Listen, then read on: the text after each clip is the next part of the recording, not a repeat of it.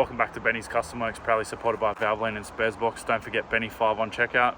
This week we're down here at the Northern Wreckers. This particular scrapyard, I guess you'd say, has been around for many years. I'd say probably between 40 and 50 years, looking at some of the cars that are already here. Today we're going to go and have a bit of a look around. We've come down here many times before getting parts for projects like the Sigma. This has kind of been a really good place to be able to come and look for parts for conversions, like disc brake conversions and all sorts of random bits and pieces. So yeah, there's all sorts of bits and pieces that we've been able to pull from these junkyards or junkyards like this over the years to allow us to build cars on the cheap. Unfortunately, this place and a lot of places like it are drying up now. We've also lost pick and payless that was in Blacktown.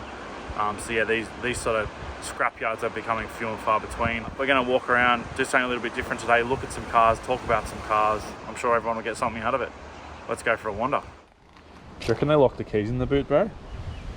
This poor Falcon. So there's tons and tons of cars out here which I'm noticing that they've had body sections cut out of them, and I don't mean as in dead people, I mean as in people have cut cars up to repair cars, and it's a bit of an eye-opener as to what actually gets repaired. Like this Falcon Ute, for instance, is somewhat hacked up. They've taken the rear quarter section out of a Ute, and that's a pretty big cut on one of these. They've used old truck chassis as way to make the fence, so they've speared them into the ground every 3 meters to hold the paneling up, and then they've run cabling between them. Pretty cool use of effectively scrap materials. Another prime example of a car that's previously been repaired. This was a cab at some point, and the door is definitely not the original door for this cab. It was green. Pretty hard to understand the expanse of this yard. I don't actually know what the square meterage or the square yardage of this yard physically is, but there's thousands of cars here, so it's massive. It's actually a real shame that we're going to lose this, because I've been harvesting parts out of here for builds for years. Like the Sigma especially benefited massively from this yard, and yeah, it's a bit of a bummer to see it sort of go. I don't know what's happening here, if a different Wreckers is going to take it over and potentially be revitalized, or if everything in this whole paddock is going to get scrapped, because there's literally cars that have been here for 30 or 40 years, and admittedly a lot of it has probably had some of the best parts taken out of it, but there's still always going to be bits here that someone can use. Like you've got hundreds and hundreds of just random bits and pieces, like trim clips and screws and brackets, and even things for like ignition barrels and columns, and hundreds and hundreds and hundreds of parts which you're not going to be able to come by, or they're going to be harder to come by going forward. Here's another car that's been pretty well harvested. This was a 80 series Land Cruiser, and they've even cut the chassis, so that's going to be a pretty interesting repair. The repair cars have obviously had a pretty big shunt. Here's another interesting little find. This is an RACV roadside assistance vehicle. Now it's a little bit odd being that this vehicle's here, because we're in New South Wales, so I can only assume that the RACV probably sold it as a used vehicle and then someone's purchased it as a work truck or something, but it's pretty far gone. It's had a lot of the parts pillaged out of it. Some more junkyard gems. We've got a couple of Ford Capris here, well 3 actually. These things were all assembled in Homebush and shipped all around the world. A lot of Americans probably actually recognize these, because there was actually more of these Capris sold in America than there were here. These ones have obviously been here for a pretty long time. They're very sad, but interestingly not a lot of parts have been taken from them, so potentially that means they're a fairly reliable car back in the day. It's crazy how everyone pops everything up with rims just on the sills. That's pretty normal for wrecker stuff though, because then it stops people jacking stuff up dodgy and dying. Yeah. I guess that's more of a liability thing, but that's why these sort of wreckers probably don't really exist much anymore, or yeah, slowly being phased out, because I'd imagine that this sort of thing is more of a liability than an income. Yeah, there's no way you'd want to land or anything like that. And the other thing is too, like, people suck. Like, there's just, like I said before, people will destroy a $500 engine for $20 worth of parts, and then they'll leave the cover off and leave it in the pouring rain. Yeah, it's pretty. Or they'll come and buy a rock cover off an engine, which then basically renders the whole engine useless. Yeah, it's pretty inconsiderate for the next person. Yeah, but I guess that's just the vibe. So I found a few more gems behind me. This is Holden Camira Lane. There's 4 different cars here. We've got 3 which effectively look like the same model, and one of them is a little bit older. These are the Australian version of the J car. So the J car was a 80s platform sold globally by GM, and yeah, we got it as a 4-cylinder variant only. America, I believe, also got a V6 version in the Cadillac platform. Interestingly, this particular one here is a station wagon, and from what I'm aware of, the station wagon rear quarters were an Australian only pressing. So the rear quarter section was actually sent over to the UK for the Vauxhall.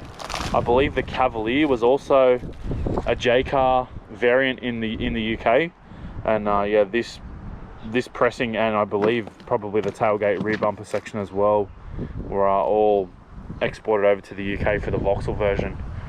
But yeah, these ones are in a pretty sad state, as much of the cars here, many of the cars here are. It's cool to see a lot of this old stuff, but it's also a reminder of how long some of this has been sitting here for. This is the Sigma Mitsubishi Chrysler area. So we've got this GH Sigma here, which is pretty sad looking. It's pretty rusty and pretty standard for a Sigma actually. Got this GE over here, which I'm pretty sure the coilovers that are in my Sigma are actually built on the struts from this exact car, come to think of it. And then we've got this poor soul, which is more vanished than not. It's got a 2-litre and a 3-speed auto. It's been chopped up a few times actually. The last time I was here, this car was somewhat more complete. They cut, from memory it was cut through the strut towers, but now they've gone all the way back through the firewall. So oddly, I'm not sure what you would have done with that specific section. But yeah, there's a few other Sigmas here that have all been cut up as well. This GK era Sigma, it may not be an actual GK, but it's a later model, having been chopped across the front. And then this Sigma also has had the pillars and the firewall cut out of it, which is a pretty odd cut as well. You could speculate as to what parts of the car probably would have been located on that area of the firewall, but I'll leave that to you.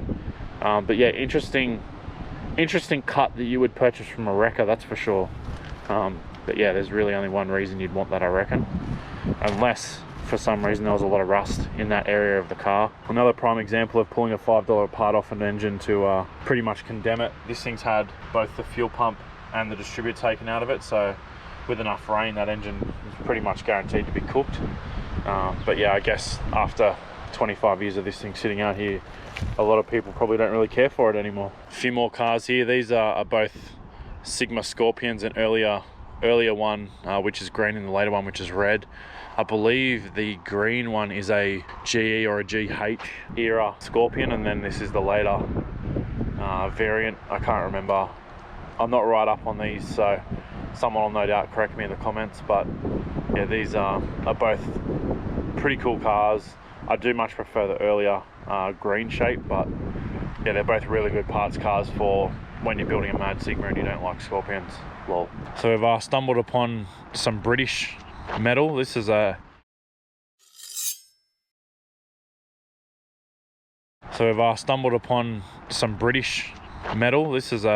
XJ6 that someone's harvested basically the suspension out of it. These things for the most part are really only good for subframe conversions into hot rods and whatnot. I lie, this one actually looks like a Daimler looking at the center cap for the wheel, but definitely needs a wheel alignment.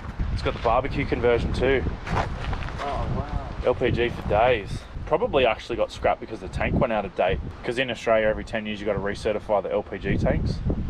So potentially that tank's, well, I mean, guaranteed now that tank's out of date, but potentially it would have been out of date, and that's what's... Wow, it's a twin tank setup, far out.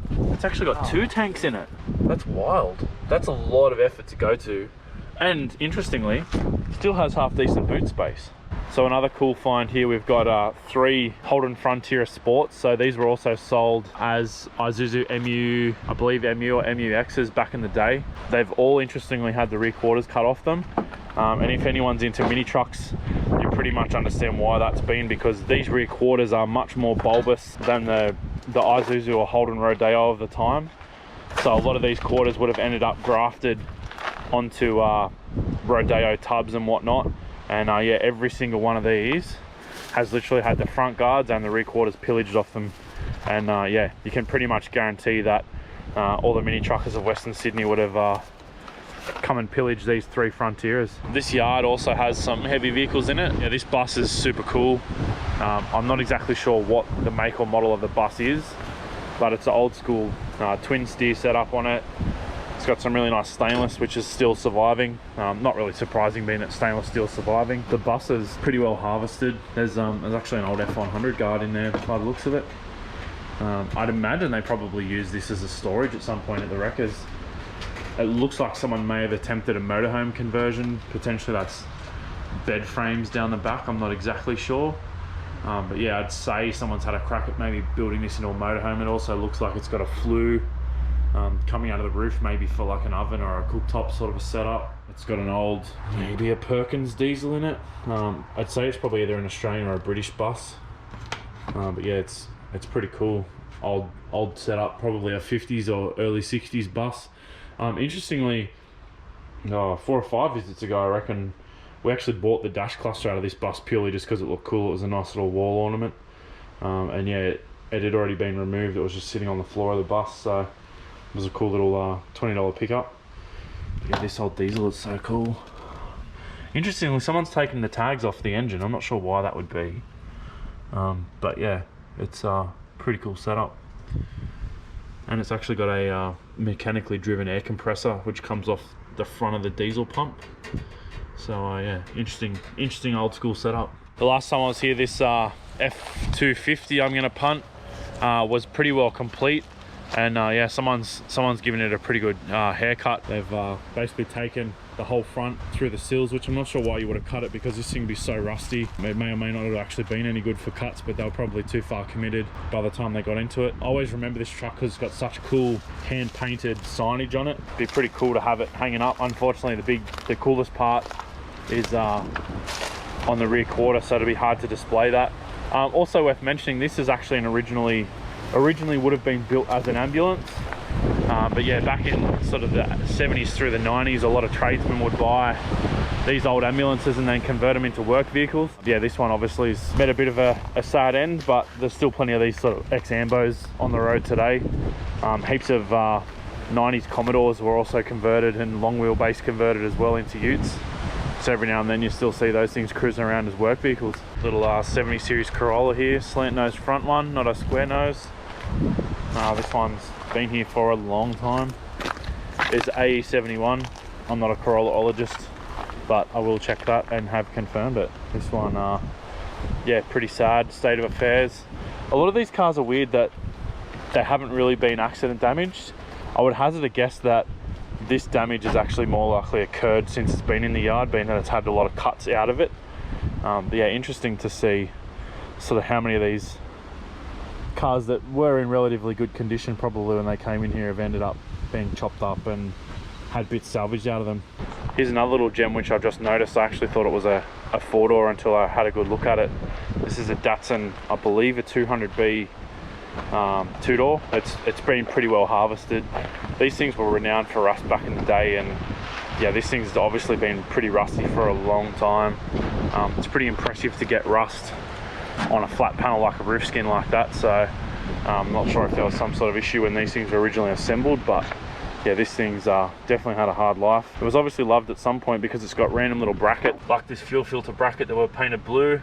Got an old stereo amp cable and fuse holder, so I'd say at some point in the 90s this was someone's daily or mean cruise car for the weekend. But yeah, it's pretty sad. Now interestingly, this one's also had the tag taken off it. Definitely some questions that would be raised. This is obviously an early build too. The shell number is only 99 off the production line, so something pretty cool. Here's something that I wasn't really expecting to see here. This is a 300ZX 2+2, so most likely would have been an Australian delivered car. Looks like, interestingly, it's actually still got the diff in it, so probably not a bad car to harvest some good bits out of still. So yeah, depending on what happens with this wreckers going forward, it yeah, definitely still has some good bits in it. It's obviously been smacked in the front. These 2+2s weren't particularly desirable back in the day either, so yeah, these weren't worth a lot of money, so people were even selling cars to wreckers when there was not a lot wrong with them, just to move them on. This has got to be the rustiest car at the yard, surely. This thing's literally fallen apart. under its own weight. Pretty sad old Toyota Corona. It's literally rusted from the inside out. Another little gem tucked well in the back of the yard. This is a Suzuki Mighty Boy. This thing's obviously been here for a lot of years, looking at how much the rust is taken hold, and it's also tucked right against the back fence line, so another bit of a sad one. This one's obviously had a lot of parts harvested out of it over the years, but the same thing as I keep saying, people pull small parts off of engines and it basically renders the whole engine useless. Even as simple as taking the oil cap off. Now this engine's been full of water. I mean, obviously this thing was probably condemned 10 years ago, but there would have been a point in time where that engine was still usable for someone. So I touched on before about some of these extended wheelbase Commodores that were originally ambulances and then turned into trader utes. We've actually found I think it's a VR series ute that was originally an ambulance. So you can tell that this wasn't originally a factory Commodore build because of the length of the body. They're extended through this area here. They're easily identified when you actually get in the back of the tray, because you've got this second access panel. They've basically added the amount of that access panel is about the amount they've extended the tray, or the wheelbase I should say. So yeah, something a little bit different that probably a lot of our international viewers would never have seen before. These Commodore utes are around for a long time. I think we got Commodore utes from about 88 to 2000 and, well, till the end of Commodore 2016. So plenty of random stuff sort of sitting around in this yard. We just keep finding more and more cool stuff to talk about, so I'm just going to keep talking. Yeah, we've also found this Daihatsu Rocky, pretty much the competitor to the Suzuki Sierra. This particular one obviously has had all the goodness harvested out of it by now, and I think that's also a Daihatsu Feroza. Yeah, there's all sorts of these little four drives that have been chilling. This particular one's got a pretty cool canopy on it as well, which I think may be factory. Yeah, I'd say it's factory actually looking at it. But yeah, these would have been pretty hard to come by bits even back then. The sunroof panel still looks in pretty good condition, but yeah, the rest of it, not so much. So we've walked a bit more and we've found this early Falcon. I'm not sure exactly what year it is. It looks like, oh, Paulie's gonna kill me for this. I reckon it's probably either an XK or an XL. You can tell by the back window, and someone will definitely tell me. These were predominantly sourced based on US parts, but there was a lot of Australian content and a lot of changes when these things were built. Goes without saying, these are right-hand drive. We didn't have left-hand drive cars really ever delivered in Australia unless they're a special use vehicle like a crane or like an implement type of a thing. But I digress. This is a Falcon that's actually relatively good structurally. These things normally rust pretty bad as well. Got the usual rust you'd expect in the lower door skins, but not too bad. Also the bottom of the front edge of the cab, sorry for the popping, I'm standing on a bonnet. It's had odd stuff cut out of it. So the strut tower on the driver's side's gone, half of the brace is gone, probably the tag's gone as well. So yeah, it's definitely had a hard life. The number's actually still in it though, so that's nice. But yeah, this thing's relatively actually pretty good. I mean, you wouldn't go dragging out of the yard and trying to build a car out of it, but there's definitely a lot of good sections, and even the roof's good, the glass is good. Potential to harvest good bits out of this one. Check out this dash. Has an economy gauge. That was a massive thing in the 80s, hey? I'd say it would be out of this Bluebird. So this Datsun behind me, I believe it's a 300ZX. This one particularly, I actually got the electric mirror switches that are in the Sigma. Came from this very car. It's pretty sad looking. Obviously it's another candidate for a long-term holiday here. Was injected, interestingly, because it's got an airflow meter there, so it probably had, I wouldn't even know what engine would have been in this. Probably I'd imagine it was an injected L series, but yeah, let me know in the comments what you think the engine might have been, because I'm not 100% sure. Another interesting find here, this is a Ford Probe. It's a mid-90s vehicle which mechanically is basically a Mazda 626. These were sold in Australia and globally. A lot of American viewers will probably recognize this thing particularly, obviously with the main difference being that the Australian one's right-hand drive. So in Australia in the late 80s and early 90s, there was all sorts of random collabs between automotive manufacturers and brands, shall we say. This is an N13 Reebok, which really doesn't make sense at all looking back, but pretty cool. It's got these pretty cranking side graphics, and it actually has a full custom interior. Well, when I say custom, it was obviously factory, with the Reebok logo embroidered.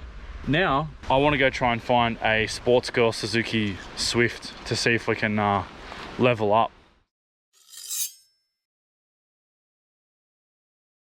So we haven't yet found a sports girl, but we have found a Fiorelli edition Swift, which I would argue is even rarer than a sports girl. So from memory, I won't even hazard a guess as the first name, but Fiorelli was a fashion designer and they collabed also in the early 90s. I think that a lot of automotive manufacturers were trying to appeal more to women and girls getting their licenses. So yeah, companies like Sports Girl, Fiorelli, Reebok, all these kind of trendy people back in the day would do these collabs. And this particular car got these door stickers, which are pretty hard to make out.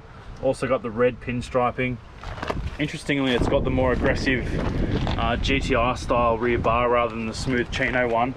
And it also has polka dot interior trim, which none of the other Swifts of the time had, to my knowledge. In my opinion, it's a pretty horrid interior, but I wasn't really that trendy in the 90s, just like I'm not trendy now. So we touched on the J car before with the Holden Chimera. We've just found a T car, the Holden Gemini in Australia, which was sold globally under 100 different brands as well. I believe Vauxhall, Opel, Chevy, Pontiac,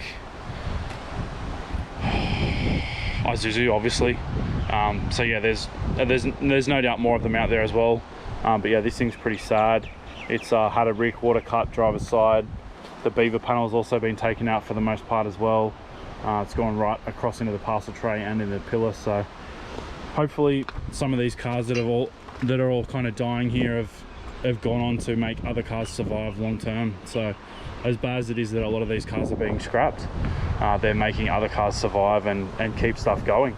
Alas, the sports girl has evaded us. Consolation prize of the Fiorelli Swift, so it's mixed feelings. It can't be set up here right now. I don't know if we're going to be able to go on, but we're going to leave it here for the day. We'll try and summit sports girl tomorrow, and we'll see how we go. Thanks for watching, guys, and see you next time.